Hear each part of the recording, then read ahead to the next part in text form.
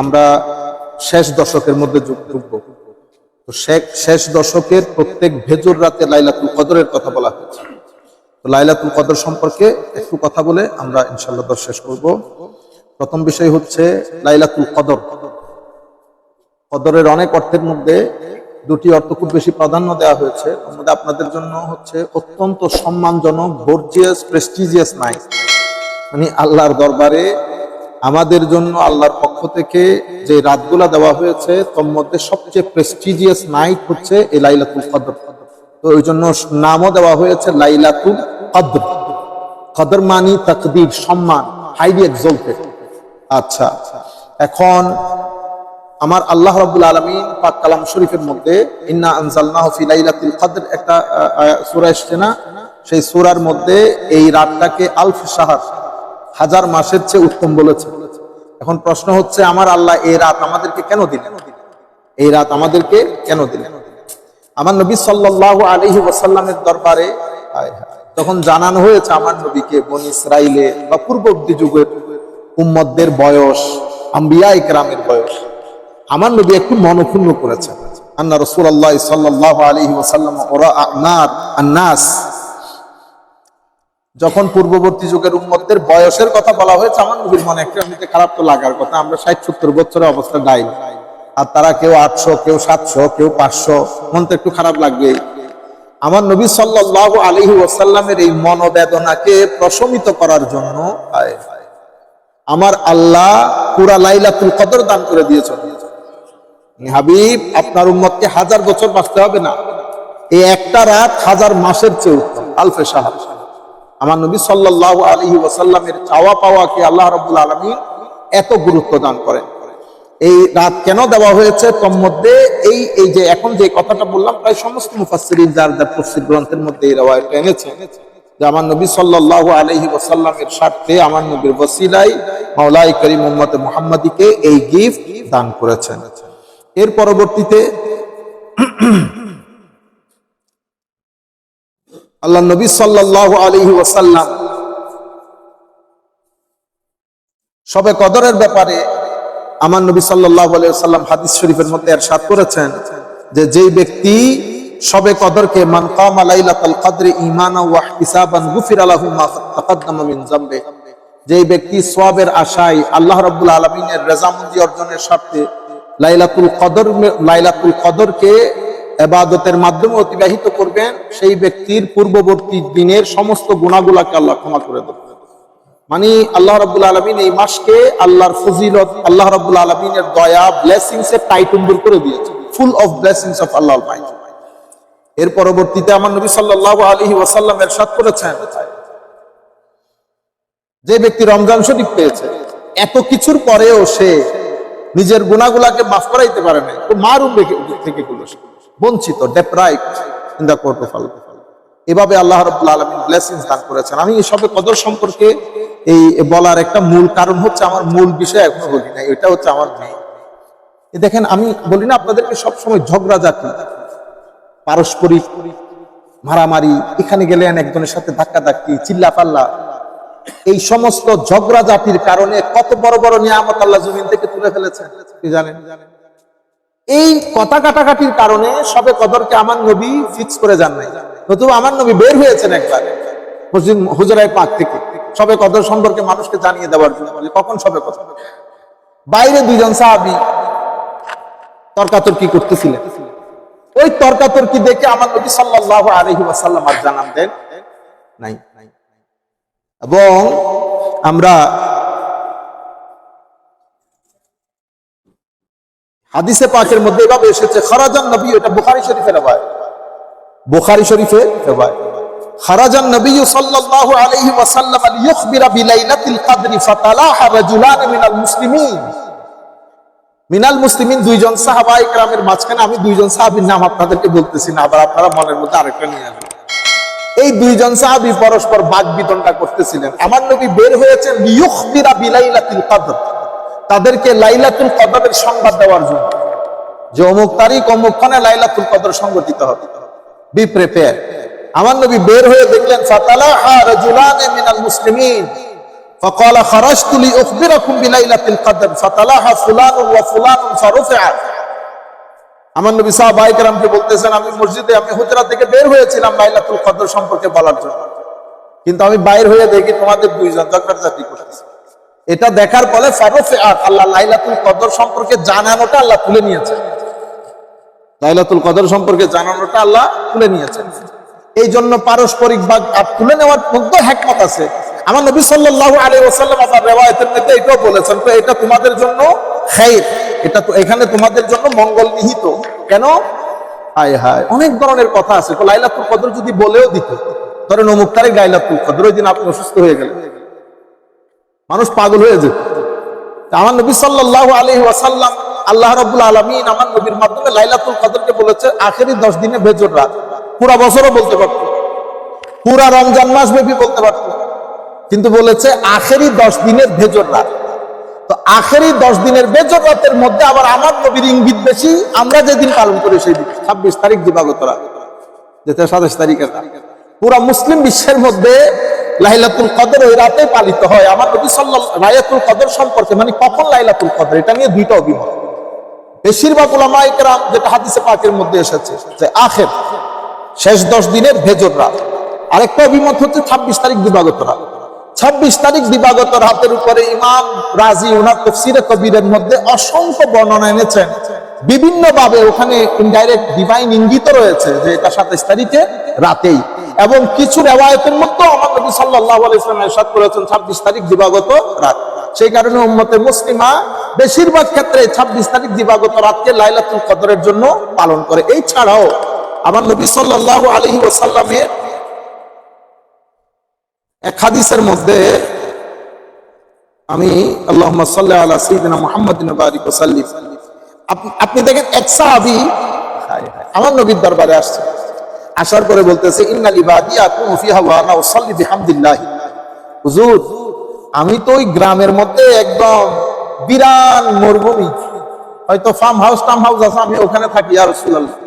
এখন মসজিদে নববীটা আমার থেকে দূর, হুজুর আমি নামাজ দোয়া ওখানে পড়ি, তো হুজুর আমাকে একটু যদি বিলাইলাতিন আনজালা ইলা হাযাল মসজিদ, যদি আপনি আমাকে বলতেন একটা রাতের কথা, যে এই রাতে আমি মসজিদে নববীর মধ্যে এসে নামাজ দোয়া করব। উনি ইঙ্গিত করতেছেন লাইলাতুল কদরের দিকে। তো আমার নবী ফাকাল আনজিল লাইলা 23, তুমি একটা কাজ করিও, 23 তারিখ আসিও মসজিদের মধ্যে। তো কানা উনি কি করতেন, উনি 23 তারিখ মসজিদে নববীতে আসতেন, মসজিদে নববীর মধ্যে ঢুকতেন, ইজা সাল্লাল আসর ফালা ইয়াখরুজু ইল্লা বিহাজা হাত্তা ইউসাল্লি আস-সুবহ, আসরের নামাজ পড়ে ঢুকতেন, কোনো হাজত বাদে মসজিদে নববী থেকে বের হতেন না। এরপরে ফজরের নামাজ পড়তেন, ফাইজা সাল্লাস সুবহা, যখন ফজরের নামাজ পড়তেন তো উনি ওনার ছেলে, ওনার জন্য ওনার যে বাহন সেটাকে মসজিদে নববীর বাইরে আনতো, ফাজালাসা আলাইহা, উনি ফজরের নামাজ পড়ে মসজিদে নববী থেকে বের হয়ে যেতেন। তাহলে ওনার লাইলাতুল কদর আমার নবী 23 তারিখ ঠিক করে দিয়েছেন। হ্যাঁ, সেই কারণে অনেক উলামায়ে কেরাম বলেছেন লাইলাতুল কদর এক একজনের জন্য এক এক রাতেও হতে পারে। যাই হোক, আমরা ওদিকে না যাই, জাস্ট আপনাদেরকে বোঝানোর জন্য। তো মেইনলি দুইটা অভিমত পাওয়া যাচ্ছে, একটা হচ্ছে যেটা আমরা বেজর রাতে, আর একটা হচ্ছে 26 তারিখ দিবাগত রাত যেটা আমরা পালন করি সেটার ব্যাপারে অসংখ্য উলামায়ে কেরাম, আব্দুল্লাহ ইবনে আব্বাসের, ইমাম আউজাঈর অভিমত, অসংখ্য উলামায়ে কেরামের অভিমত। এরপরে এটার মধ্যে কিছু হাদিস শরীফ আনা হয়েছে যেটার মাধ্যমে স্পষ্ট ইঙ্গিত আছে যে লাইলাতুল কদর 26 তারিখ দিবাগত রাত। কিন্তু আমরা 26 তারিখ দিবাগত, আমরা যারা পারি, সবার পক্ষে কি সম্ভব? আমরা ভালো করে পাঞ্জাগানা নামাজ পড়ি। আমাদের এখানে আমাদের কিছু ভাই আছে বহুত কাবিল ভাই, আমরা মানুষের সাথে ডিল করি, আমরা বুঝি মানুষ পাঞ্জাগানা নামাজ পড়তে আসেন। আপনি তাদেরকে যদি বলেন ভাই প্রত্যেক বেজোরাতে তার চেয়ে ভাই তুমি শুইও না, অন্তত 26 তারিখ হইলো জায়গা থাকে, 26 তারিখ হইলো জায়গা। সবাইকে বলতে হয়, এখানে আমাদের অসংখ্য ভাই আছে, ওনারা প্রত্যেক রাতে তাহাজ্জুদ করেন, ওনাদের জন্য 26 তারিখ 27 তারিখের কোনো দরকার নাই। আমার নবী সাল্লাল্লাহু আলাইহি ওয়াসাল্লামও অ্যাক্সিডেন্ট বান্দাদের উম্মতের চিন্তা করতেছেন না, তো আমার নবী আমাদের চিন্তা করতেছেন যে পাগলাইয়ারে যদি না বলি তো ঘুমাই, ঠিক আছে না? তো অন্তত একদিন হইলে আই বেটা আই একটু দাঁড়া, একটু কোন রকম লাইলাতুল কদর থেকে যেন বঞ্চিত না হয়। আমার নবী সাল্লাল্লাহু আলাইহি ওয়াসাল্লাম এত জটিল করে দেন নাই, দিনটাকে বড় ইজি করে দিয়েছেন, দিনটাকে ইজি করে দিয়েছেন। আরো কত কত কথা, আপনি এশা জামাতে পড়েছেন, ফজরও জামাতে পড়েছেন, তো মাঝখানে যে ঘুমাইছেন তো এটা ইবাদত সব, মানে আমাদের জন্য সব ধরনের ব্যবস্থা করছে। এই যে ব্যবস্থাপনা, এটা তাহাজ্জুদ গুজারদের জন্য, এটা এক্সিলেন্ট বান্দা, আল্লাহ ওদেরকে তৌফিক দান করেছেন, আল্লাহর চাদরের ভিতরে থাকে। কিন্তু আমরা গরিব যারা উঠতে পারি না, তা আমরা কি করবো? তোরা ফজরের নামাজ হইলে একটু বাজা মারতে পারো, তো মাঝখানে একটা ইবাদত করে দিই, ঠিক আছে, আর 2 মিনিট পর পর একটু তওবার নামাজ পড়িস। তো তওবার নামাজ পড়লে কি হবে? কালকে গুনাহ করছিস, এটা আজকে সওয়াব, দেখলে বুঝতেও পারবে না যে তুই গুনাহ করছিস। এই আন্দাজে আল্লাহ রাব্বুল আলামিন আমাদের উপর দয়া করেছেন। তো সবে কদরের মধ্যে আপনারা, আমরা যেহেতু এখানে 26 তারিখ খতমে কোরআন হবে, মোটামুটি রাতে একটা দীর্ঘ সময় আছে। আপনারা যেটা করবেন যে আগ থেকে একটু প্ল্যান করে ফেললে, প্ল্যান করলে আল্লাহ বরকত দান করে। যদি প্ল্যান ছাড়া শুধু গাড়ি তুলছেন, ফু করে নিয়ে যাইতেছেন, এরকম না। গাড়ি তুলছেন, গাড়ি গরম করতে হয়, গাড়ি গরম করতে আসতে দিবে। আপনি একটা চার্ট করে ফেললে কতক্ষণ কোরআন শরীফ পড়বেন, কতক্ষণ জিকির করবেন, কতক্ষণ সালাত তাহাজ্জুদ আদায় করবেন। তাহাজ্জুদের জন্য একটা লম্বা সময় নেন, 1 ঘন্টা সময় নেন মিনিমাম তাহাজ্জুদের জন্য।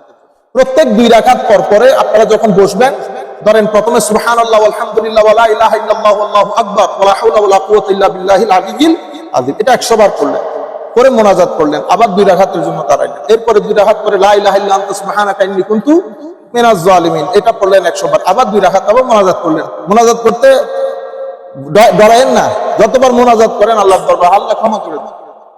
তৃতীয় 2 রাকাত পড়ার পরে দরুদ শরীফ পড়লেন। চতুর্থ 2 রাকাত পরে আপনি যেই দোয়া পারেন, আল্লাহুম্মা ইন্নী যালামতু নাফসি যুলমান কাসীরা ওয়া লা ইয়াগফিরুয যুনুবা ইল্লা আনতা ফাগফিরলি মাগফিরাতাম মিন ইনদিকা ওয়ারহামনি ইন্নাকা আনতাল গফুর ওয়া উফাউযিদু আমরি ইলাল্লাহি ইন্নাল্লাহা বাসীরুম বিল ইবাদ সাহহিল ইয়া ইলাহি আলাইনা কুল্লা সাবিন মুহাম্মদ সাইয়্যিদুল আবরার হাসবুনাল্লাহু ওয়া নি'মাল ওয়াকিল নি'মাল মাওলা ওয়া নি'মান নাসীর সুবহানাল্লাহি ওয়া বিহামদিহি সুবহানাল্লাহিল আযীম ওয়া বিহামদিহি আস্তাগফিরুল্লাহ। একেবারে সংক্ষিপ্ত করে লা হাওলা ওয়া লা কুওয়াতা ইল্লা বিল্লাহিল আলিয়্যিল, বড় মন থেকে পড়বেন, বড় মন থেকে পড়বেন, মহব্বত করে। বুঝতে পেরেছেন? এই আন্দাজে করলে 1 ঘন্টা 1.5 ঘন্টা এমনিতে চলে যায়। এরপরে কোরআন শরীফ পড়বেন বেশি বেশি করে। আবার ওই আমাদের কিছু ভাই আছে সিলেক্টেড করতে বললে টুস করে ফুলে আলিফ লাম মিম যালিকাল কিতাবুল লা রাইবা ওই মুফলিহুন পর্যন্ত পড়ে শেষ। তারপরে সূরা ইয়াসিন পড়ে বসে না, কোরআন শরীফ পড়েন। কোরআন শরীফ ধরেন 5 পারা পড়লেন, নির্দিষ্ট 1 ঘন্টার মধ্যে বড় বড় সূরাগুলো পড়লেন। 1 ঘন্টা এটা একটা ঠিক করে নেবেন যে অমুক সময়ের মধ্যে ইয়াসিন, রহমান, মুলক এগুলো পড়বেন। আর একটা সময় কোরআন শরীফ পড়বো। কোরআন শরীফ পড়া এবং কোরআন শরীফের সুবতে যখন বসবেন, যেমন যেন তেন করে বসে যায়, সোফার মধ্যে এমনি করে টাক করে বসলেন না। কোরআন শরীফ নিয়ে যখন বসবেন, ভদ্রতার সাথে, নম্রতার সাথে, আদবের সাথে, ওযুর সাথে বসবেন। তারপরে এটা মাথায় রাখবেন যে আল্লাহ কোরআন শরীফের সাথে বসা মানে আল্লাহর সুবতে বসা, আল্লাহর সুবতে বসা, ফ্রেশনেস অনুভব করবেন, রিল্যাক্সড হয়ে যাবেন। কোরআন শরীফ যদি আদব করেন, আপনি রিল্যাক্সড হয়ে যাবেন। যেটা করবেন, আপনার ভিতরে আল্লাহ যে সুর দান করেছেন সেই সুর দিয়ে পড়বেন। কোরআন শরীফ পড়ানি লাগবে, আমি পড়বো, আপনি নিজে নিজে এনজয় করতে হবে না, অথবা আমি পড়বো আপনার সিনা কানা করে ফেলতে হবে, এরকম। আর যদি আপনি দ্রুত পড়েন, দ্রুত সুর দিয়ে পড়া যায়, শেষ একটা টান দেন, অন্তত আপনার ভিতরে ঘরে আশেপাশে যারা শুনতেছে তারাও যেন এনজয় করতে পারে। অনেক সময় আমাদের মহিলারা কাজের জন্য করতে পারে না, তো আপনি যে পড়তেছেন উনি শুনতেছেন, এটা ওনার সওয়াব হয়ে যাবে। কোরআন শরীফটাকে সুন্দর করে পড়েন, ঘরের মধ্যে বাচ্চারা যেন এনজয় করে। এখন তারা সুন্দর সুন্দর মিউজিক শুনে, কিন্তু এখানে কোরআন শরীফ পড়তে আসলে আর যদি বাংলাদেশে নিয়ে যান, তার কোরআন শরীফ পড়বে না। বাংলাদেশে নিয়ে গেলে, বাংলাদেশে আমাদের তো আল্লাহর মেহেরবানি, আল্লাহ আমাদের হুফাজে কেরামকে দীর্ঘজীবী করুক। হ্যাঁ, বাংলাদেশের মধ্যে গেলে আপনি আধা মসজিদের মধ্যে তারাবিও করতে পারবেন, আর এখান থেকে গেলে তো পড়তেও পারবেন না। এরা যেই আন্দাজে, যেই দ্রুত গতিতে 50 মিনিটে শেষ করে ফেলতে হবে তারাবি, দুনিয়া যেখানে যাবে যায়। এবং যে আন্দাজে পড়ে, দেখুন নামাজ আল্লাহ পাক, এটা কেন করে কষ্ট আল্লাহ পাক জানে। আল্লাহ যদি এদেরকে সওয়াব দেয়, আমাদের তো কিছু করার নাই। কিন্তু কথা হচ্ছে পড়ানি তো এরকম না। কোরআন শরীফকে আমার নবী অসম্ভব জোর দিয়ে বলেছেন যেন মেলোডিয়াস ভয়েস দিয়ে কোরআন পাকের তিলাওয়াত করে, মেলোডিয়াস ভয়েস দিয়ে। কারণ আপনি তো আমার অর্থ বুঝতেছেন না। আল্লাহ রাব্বুল আলামিন কালামে পাকের মধ্যে কি বলেছেন সেটা তো আপনি বুঝতেছেন না। যেটা বুঝতেছেন সেটা ইন্টারন্যাশনাল মিউজিক, সেটাকে বলে কি সুর, সাউন্ডটা বুঝতেছেন। এই সাউন্ডটা যদি সুন্দর হয় তো অটোমেটিক্যালি মানুষ অ্যাট্রাক্টেড হয়। তখন আপনি ইমাম সাহেব দীর্ঘ করলে আপনার ভিতরে কাশি আসবে না। এখন একটু জোরে করলে এদিক থেকে একজনা দিয়ে কাশি, ওদিক থেকে একজনা দিয়ে কাশি, বুঝছেন? কাশি কাশি ভুলে যাবেন যদি কোরআন শরীফ। এই যে আমাদের আপনারা যান উমরার মধ্যে, আপনারা এনজয় করেন না সেখানে? দীর্ঘক্ষণ কিয়ামুল লাইল করে, কেউ কাশি দিচ্ছেন ওখানে, কেন? এনজয় করতেছে। রুহানি একটা মদিনা শরীফের মকাম আলাদা, মক্কার মকাম আলাদা, তুমি একটা এনজয় তো করতেছেন আপনি। আমি সেই জিনিসটা বলতেছি। তো তাহাজ্জুদের জন্য আপনি আর আমাদের এই এখন থেকে দোয়া করবেন, আল্লাহ যেন সবাইকে শবে কদর নসিব করে। আমার নবী সাল্লাল্লাহু আলাইহি ওয়াসাল্লাম হাদিসে পাকের মধ্যে শবে কদরের একটা এনভায়রনমেন্টাল চিত্র দিয়েছে। তো শবে কদরের দিনটা অনেক সুন্দর যাবে, অনেক সুন্দর হবে। চাঁদের আলো ফকফকা হবে, খুব বেশি একেবারে সাদাও না কালো না, মাঝখানে। আপনি এনভায়রনমেন্ট দেখলেই আপনার ভিতর থেকে বুঝতে পারবেন যে আজকে লাইলাতুল কদর। এরপর আপনি যখন অর্ধরাত্রিতে হাত তুলবেন, দেখবেন আপনার ভিতরে একটা ঝাঁকুনি অনুভব করতেছেন, কেন যেন একটা মহব্বত লাগতেছে, ইচ্ছে করবে সিজদার মধ্যে দীর্ঘক্ষণ থাকি। দেখবেন বুক ফাটা কান্না আসতেছে, মনে করবেন লাইলাতুল কদর। এগুলো হাদিসে পাকের মধ্যে আমার নবী এনভায়রনমেন্টাল একটা চিত্র দিয়েছেন এই লাইলাতুল কদর। লাইলাতুল কদরে এই আন্দাজে দিনটা হয়। আল্লাহ রাব্বুল আলামিন আমাদের সবাইকে এই রাত নসিব করুক। মাওলাই করিম আমাদের কাউকে, দুশমনকেও যেন আল্লাহ লাইলাতুল কদর থেকে বঞ্চিত না করুক। ওমা আলাইনা ইল্লাল বালাগুল মুবিন। আসসালামু আলাইকুম ওয়া রাহমাতুল্লাহি ওয়া বারাকাতুহু।